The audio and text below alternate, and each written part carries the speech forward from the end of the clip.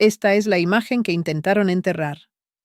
5 logotipos corporativos, 5 gigantes estadounidenses, cuyos nombres fueron retirados de torres de oficinas en Houston, Detroit y Charlotte, ahora están siendo atornillados en relucientes nuevas sedes en Toronto, Vancouver y Montreal. A las 6 de la mañana de esta mañana, miércoles 25 de febrero de 2026, el mayor éxodo corporativo en la historia de América del Norte está oficialmente en marcha. Por primera vez desde la guerra de 1812, el poder económico estadounidense está migrando físicamente a través de la frontera norte. Y esta vez nadie disparó un tiro. Las empresas lo hicieron voluntariamente. Estamos hablando de 78.000 millones en capitalización de mercado combinada. Estamos hablando de 43,000 empleos estadounidenses. Estamos hablando de 5 compañías del Fortune 500 que miraron a los Estados Unidos de América, la economía más poderosa del planeta, y dijeron, no, gracias. Preferimos hacer negocios en Canadá. Esto no es una reubicación. Es una repudiación, y ocurrió más rápido de lo que cualquiera pensaba posible. El presidente Trump, ya golpeado por la crisis de bonos en Japón, las encuestas devastadoras y el enfrentamiento constitucional en curso con el Estado de Nueva York por sus activos personales, se despertó esta mañana con el peor titular económico de su presidencia. La Casa Blanca está en modo de pánico total. Fuentes dentro del ala oeste describieron la atmósfera como apocalíptica. Según informes, el presidente está exigiendo órdenes ejecutivas de emergencia para bloquear las salidas, amenazando con invocar la Ley de Poderes Económicos de Emergencia Internacional para congelar activos corporativos, y gritando a su asesor comercial sobre los aranceles que se suponía traerían a las empresas de vuelta a casa, no empujarlas hacia el norte. En este informe especial, vamos a desglosar exactamente qué empresas se están yendo y por qué. Vamos a explicar los mecanismos financieros de un éxodo de inversión corporativa. Vamos a mostrar por qué Canadá diseñó la emboscada económica más devastadora desde la OPEP. Y vamos a responder la pregunta que nadie en Washington quiere hacer: ¿es este el comienzo del fin de la supremacía económica estadounidense? Abróchense los cinturones. El imperio está desangrándose. Para entender por qué 5 directores ejecutivos tomaron la decisión más radical en la historia corporativa estadounidense esta semana, hay que entender lo que ocurrió en los últimos 18 meses. Todo comienza con los aranceles. A finales de 2025, la administración Trump impuso un nuevo régimen arancelario amplio sobre las importaciones canadienses, un arancel general del 25% sobre todo, desde madera hasta aluminio y autopartes. El objetivo declarado era castigar a Canadá por lo que el presidente llamó prácticas comerciales injustas y forzar una renegociación del USMCA. Esto es lo que la administración no anticipó. Canadá no cedió. Canadá tomó represalias. Y luego hizo algo mucho más peligroso que represalias: reclutó. Según documentos filtrados obtenidos por el Financial Times, el gobierno canadiense lanzó una iniciativa clasificada llamada Proyecto Magnet. En septiembre de 2025, el programa, dirigido conjuntamente por Innovación Canadá y el Departamento de Finanzas, ofreció un paquete asombroso de incentivos a corporaciones estadounidenses dispuestas a trasladar sus sedes al norte de la frontera. Estamos hablando de una tasa de impuesto corporativo del 12,5% durante los primeros 10 años, comparada con el 21% efectivo en Estados Unidos. Estamos hablando de cero exposición arancelaria a la Unión Europea a través del Acuerdo Comercial CETA de Canadá. Estamos hablando de visas de inmigración aceleradas para hasta 5,000 empleados por empresa. Estamos hablando de bienes raíces comerciales subsidiados en zonas económicas designadas en Toronto, Vancouver, Montreal, Calgary y Ottawa. El valor total del paquete de incentivos, según fuentes del Ministerio de Finanzas canadiense, superó los $14.000 millones en exenciones fiscales, subvenciones y compromisos de infraestructura. Esto no fue una sugerencia. Fue una operación de reclutamiento económico hostil diseñada para explotar exactamente las vulnerabilidades creadas por la política comercial estadounidense. Nombrémoslas porque los detalles importan más que la narrativa. Objetivo 1. Stellantis Norteamérica. El fabricante de automóviles, ya furioso por los aranceles del 25% sobre piezas fabricadas en Canadá que alimentan sus líneas de ensamblaje en Detroit, anunció el martes que trasladará su sede norteamericana de Auburn Hills, Michigan, a Windsor, Ontario. La ironía es asombrosa. Windsor está literalmente al otro lado del río frente a Detroit. Los empleados de Stellantis podrán ver sus antiguas oficinas desde las nuevas. El movimiento afecta a 8,200 empleos y aproximadamente 19.000 millones en capitalización de mercado. Según informes, el CEO dijo a la Junta que las matemáticas arancelarias eran simples. Quedarse en Estados Unidos cuesta 2.3 mil millones al año en aranceles. Mudarse a Canadá ahorra 1.8 mil millones y abre acceso sin aranceles al mercado de la UE. Objetivo 2. Dow Chemical. El gigante químico con sede en Midland, Michigan, se está trasladando a Sarnia, Ontario, justo al otro lado de la frontera desde Port Huron. La exposición de Dow a los aranceles fue catastrófica, 740 millones de dólares anuales solo en envíos químicos transfronterizos. Canadá ofreció a Dow un corredor dedicado de procesamiento químico con costos energéticos subsidiados de Ontario Hydro. El movimiento abarca 6,400 empleos y 38.000 millones en capitalización de mercado. Una fuente dentro de la suite ejecutiva de Dow dijo a Reuters que la decisión fue unánime en la Junta. La cita, según el informe, fue devastadora. El entorno regulatorio y arancelario estadounidense se ha vuelto hostil para la manufactura química. Objetivo 3. La división estadounidense de Magna International.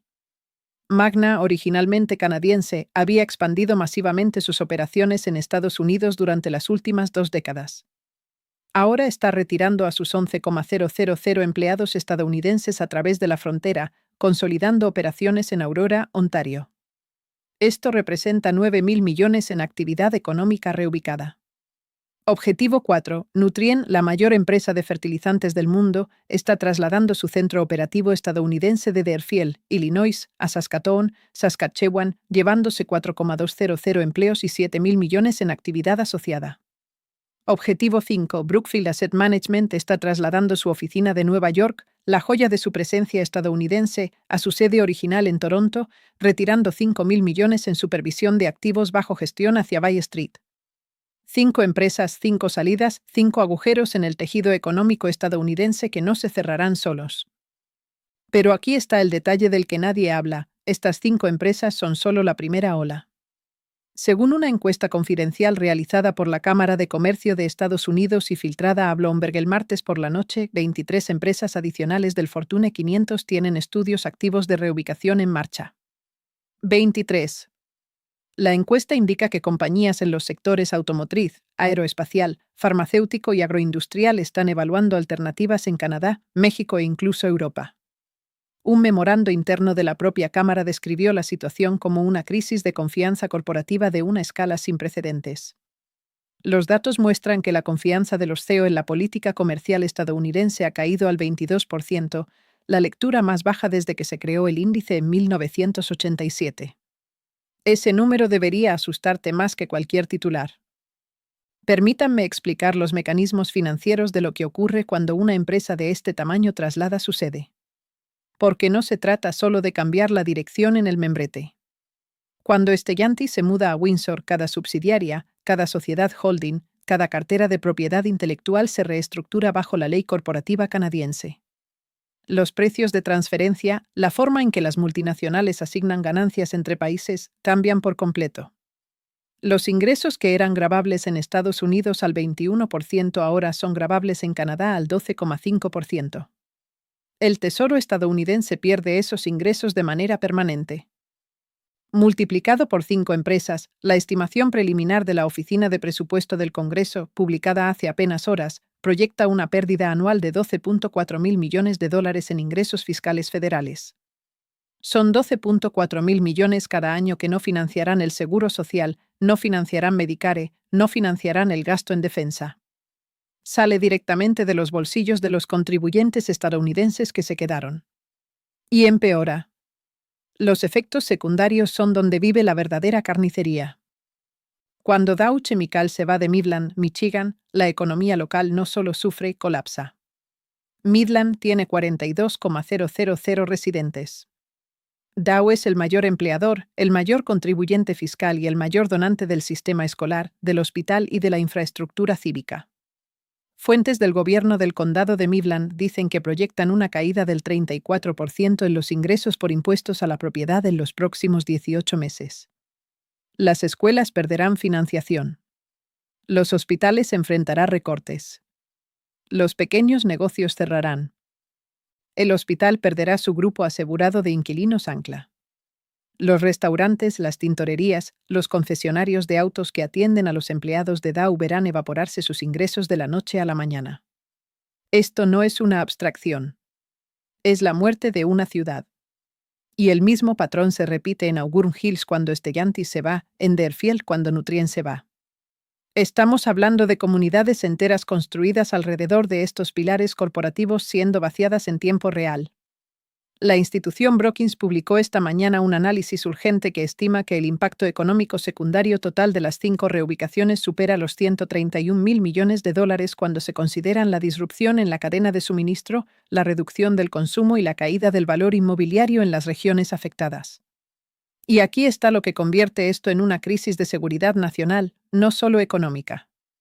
Nadie en la televisión por cable está hablando de este ángulo. Dow Chemical fabrica químicos precursores utilizados en aplicaciones de defensa. Stellantis construye vehículos bajo contratos militares. Nutrien controla el 22% del suministro de fertilizantes en América del Norte y el fertilizante es la base de la cadena alimentaria. Cuando estas empresas trasladan sus sedes y su infraestructura de toma de decisiones a Canadá, Estados Unidos pierde influencia sobre sus prioridades estratégicas. Una empresa con sede en Canadá responde ante reguladores canadienses, tribunales canadienses y, en última instancia, ante los intereses nacionales de Canadá. El Pentágono, según informes, está alarmado. Un memorando filtrado de la oficina del subsecretario de Defensa para Adquisiciones describe la reubicación de Dow como una posible vulnerabilidad en la base industrial de defensa que requiere una revisión interinstitucional inmediata. Ahora hablemos de la respuesta de la Casa Blanca, porque aquí es donde la situación pasa de crisis económica a confrontación constitucional. Fuentes dentro de la administración dicen que el presidente convocó una reunión de emergencia del Consejo Económico Nacional a las 4 de la madrugada esta mañana. La reunión duró 3 horas. A las 7 de la mañana, según informes, el presidente había anulado a todos los economistas en la sala. Exigió que sus abogados encontraran un mecanismo legal para impedir físicamente que estas empresas abandonaran suelo estadounidense. Planteó invocar la Ley de Poderes Económicos de Emergencia Internacional, la misma norma utilizada para congelar los activos de organizaciones terroristas y estados extranjeros hostiles, para bloquear a corporaciones estadounidenses que desean trasladarse a un aliado de la OTAN. Déjenlo asimilar por un momento. El presidente de Estados Unidos está considerando usar armas financieras antiterroristas contra empresas estadounidenses por el delito de tomar una decisión empresarial. Académicos del derecho en todo el espectro político están calificando esto como una locura. La ley requiere una emergencia nacional declarada basada en una amenaza inusual y extraordinaria a la seguridad nacional o a la economía de Estados Unidos. La reubicación corporativa a Canadá no cumple ese umbral bajo ninguna interpretación razonable. Pero la razón ha abandonado el edificio. El ala oeste está operando en modo de supervivencia pura. Cada indicador económico está en rojo simultáneamente. La crisis de Japón ha desplomado el mercado de bonos. El mercado bursátil ha perdido 4.2 billones de dólares en valor en las últimas 3 semanas. El índice del dólar ha caído un 8% desde diciembre. La confianza del consumidor tocó un mínimo de 14 años el lunes. Y ahora el éxodo corporativo está acelerando la hemorragia más rápido de lo que cualquiera puede aplicar presión. Aquí está la conexión oculta que une todo esto, y es algo que los medios tradicionales han pasado completamente por alto. El colapso del mercado de bonos japonés y el éxodo corporativo no son crisis separadas.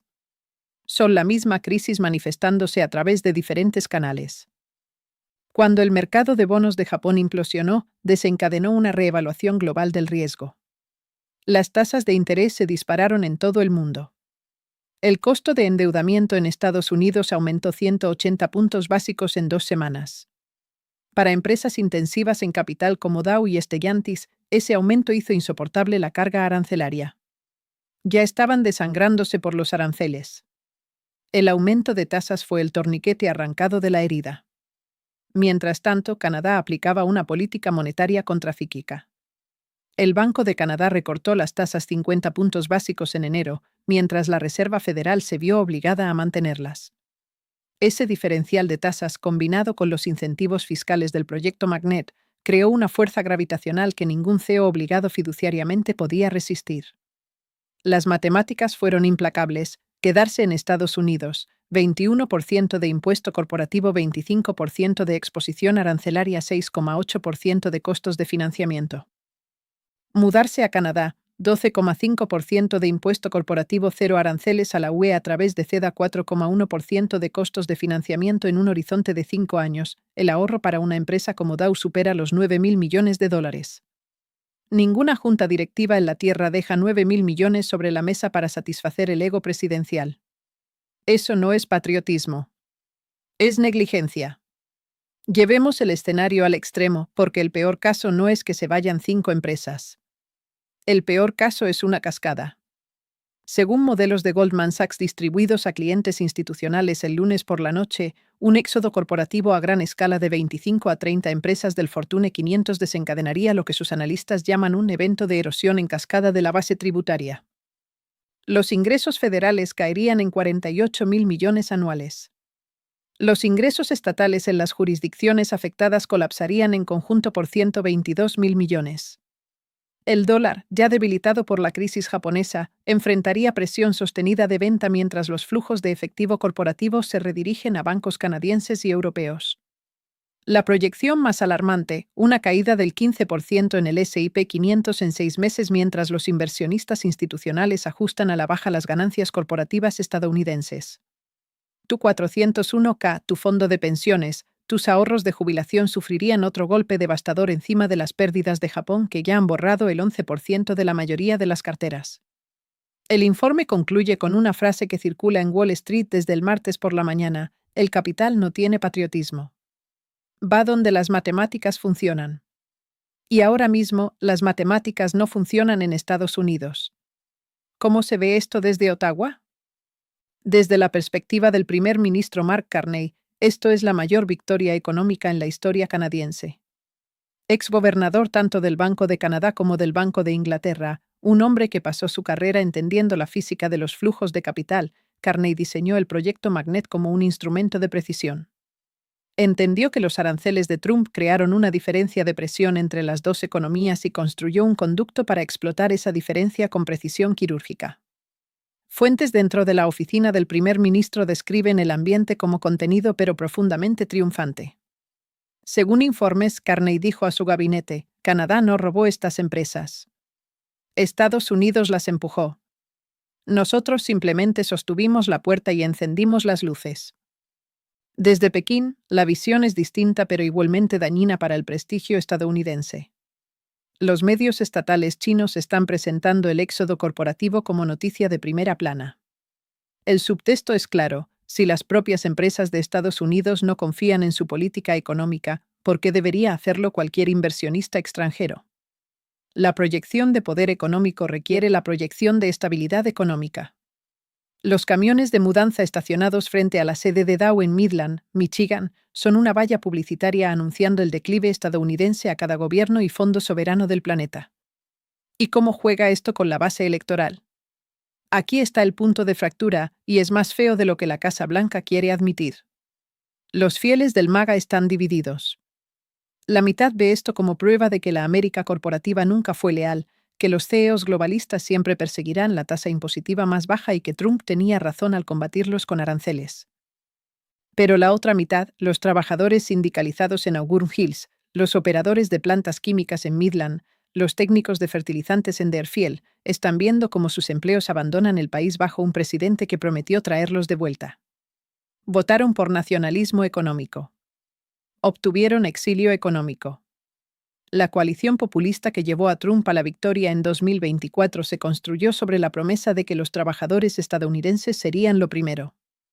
Cuando 43,000 de esos trabajadores reciben paquetes de reubicación para mudarse a Canadá o cartas de despido porque no pueden cruzar la frontera, la coalición no solo se agrieta, sangra desde el centro. La historia enseña que el poder económico, una vez que empieza a migrar, rara vez regresa con facilidad. Cuando la manufactura británica comenzó a trasladarse a las colonias americanas en el siglo XVIII, el Parlamento intentó aranceles, restricciones y prohibiciones de exportación. No funcionó. El capital encontró la manera. Cuando la manufactura estadounidense se desplazó hacia Asia en los años 80 y 90, el aire político se llenó de promesas proteccionistas. Los empleos igual se fueron. Cuando la política fiscal irlandesa atrajo farmacéuticas estadounidenses a Dublín en los 2000, Washington se quejó pero no respondió con competitividad estructural. El patrón es antiguo y despiadado. La gravedad económica atrae el capital hacia el entorno de menor resistencia. Y ahora mismo Canadá ha diseñado ese entorno con precisión quirúrgica utilizando la propia política arancelaria estadounidense como catalizador. Los fundadores de esta república entendieron algo fundamental sobre la relación entre comercio y soberanía. Alexander Hamilton escribió en El Federalista número 12 que la prosperidad del comercio es la fuente más útil y productiva de riqueza nacional. Entendió que la fortaleza de una nación no deriva solo de su poder militar, sino de la energía productiva de su empresa comercial. Cuando esa empresa se va, la fortaleza se va con ella. La base tributaria se reduce. El ecosistema de innovación se marchita. El talento sigue al capital. Esto es una prueba de estrés no de un presidente ni de un partido, sino del modelo económico estadounidense. A medida que nos acercamos al jueves, observen tres cosas. Primero, la orden ejecutiva de la Casa Blanca. Se espera que el presidente firme algo antes del viernes por la mañana. Si invoca poderes de emergencia para bloquear reubicaciones corporativas, habrá desafíos legales inmediatos. Segundo, los mercados cuando abran mañana. Los futuros ya están abajo 340 puntos. Si la caída supera los 500, la Reserva Federal podría verse obligada a una reunión de emergencia. Tercero, Canadá. El primer ministro Carney hablará ante el Parlamento canadiense mañana por la tarde. Se espera que anuncie la segunda fase del proyecto Magnet, dirigida específicamente a empresas tecnológicas estadounidenses. Si Google, Apple o Microsoft empiezan a considerar una reubicación, los 78.000 millones de los que hablamos hoy parecerán un simple redondeo. La respuesta de la Casa Blanca no será moderada. Será una orden ejecutiva, una escalada comercial o una crisis constitucional. Probablemente las tres al mismo tiempo. Para los 43,000 trabajadores estadounidenses que acaban de enterarse de que sus empresas se van, los camiones ya están cargados. Para millones más que observan desde fábricas y parques empresariales en el corazón del país, la incertidumbre apenas comienza. Los aranceles debían construir un muro alrededor de la economía estadounidense para mantener los empleos dentro y la competencia fuera. En cambio, construyeron un puente hacia Canadá y el tráfico fluye en una sola dirección. Suscríbete. Mantente atento. La geografía del poder estadounidense se está redibujando en tiempo real y nadie en Washington tiene un mapa. Los imperios no siempre caen ante invasores. A veces simplemente empacan, cruzan la frontera y nunca miran atrás.